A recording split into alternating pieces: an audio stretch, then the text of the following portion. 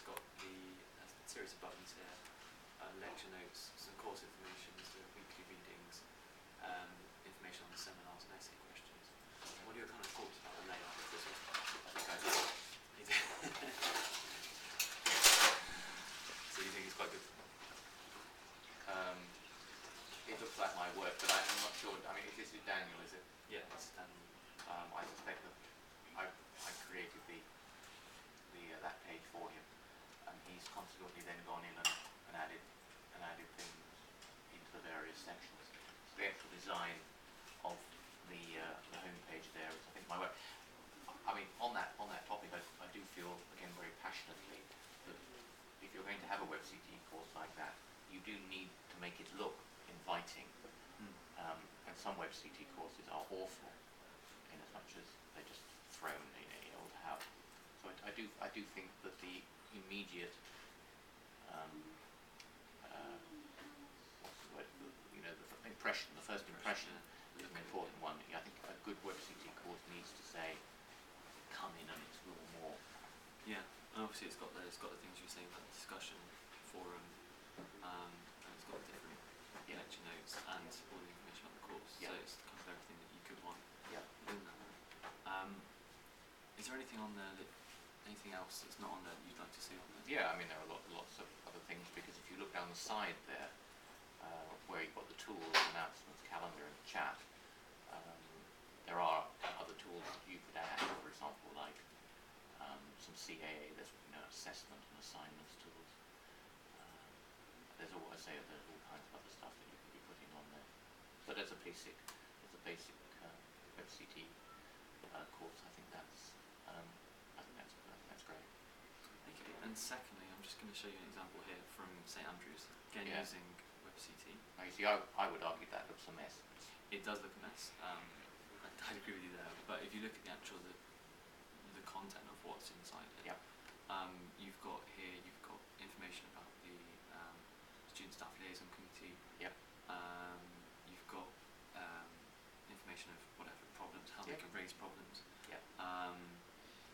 And it says here that you should be consulting it at least twice a week. So it's obviously used as a main kind of as a main tool. And within this, you've got all different types of things. You've got the course information there. You've got the weekly lessons again, as was on the politics one. But on this as well, you have got the abilities to sign up for essays. You've got Turnitin in there. You've got past exam papers there. You've got assessment information, and you've also got you've also got grammar, I think, down there, and plan of studies, and different links as well. And also on this as well, you do have the ability to see your past gradings. Right.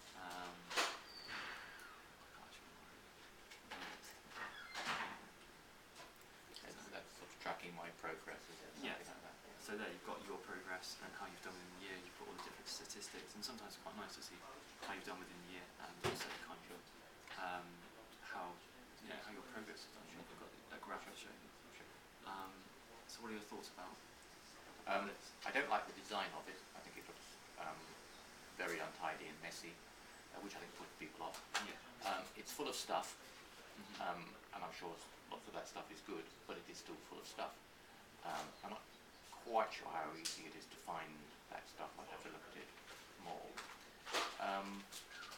I mean, in principle, it seems to be quite exciting. I'd be quite interested if you just clicked on the discussion forums icon there to see how much discussion has gone on.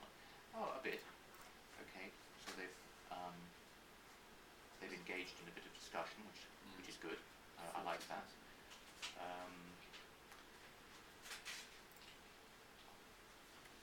That's great. Could you click on the announcements tool just to see whether? Okay, so a bit, the lecturer has used the tool to announce stuff. I mean, my feeling is that, all in all, it's being used quite well and quite creatively. my biggest criticism would be I don't think it's been designed very well. I don't think it looks particularly attractive, particularly within the context of, you know, the more exciting looking sort of social networking tools that I think you find elsewhere. That, to a certain extent, is rather a problem with WebCT itself as well. But I think, you know, as you saw earlier, with the Exeter WebCT course, I think you would. I think I would argue. I think you would agree that it does actually look a bit better, doesn't it? It looks a bit more inviting, doesn't it? That just doesn't. That doesn't say to me, "Come on in and do stuff." Yeah, but in terms of content. Well, as I say, I'd need to. You know, I'd need to obviously spend more time in giving you a better judgment on that question. One term that some academics use with WebCT for this kind of thing is what's called the dangers of what's called shovelware, i.e. just people shoveling stuff up into WebCT and, you know, thinking in some ways that, you know, that's the be all and end all of teaching and learning. And I think we're all very conscious of